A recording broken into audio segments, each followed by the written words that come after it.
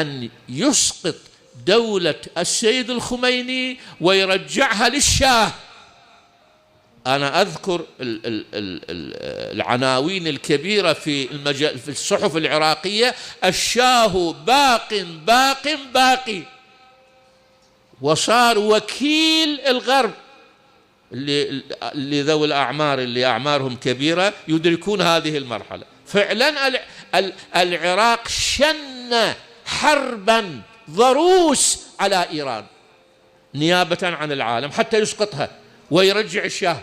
هذا حقائق، هذه الحقائق لا ينبغي أن تغيب عنا تماما. فالآن العالم بين أيدينا بالخطين: الخط بني إسرائيل وين وصلوا؟ صهاينة. الصهاينة هم في قبال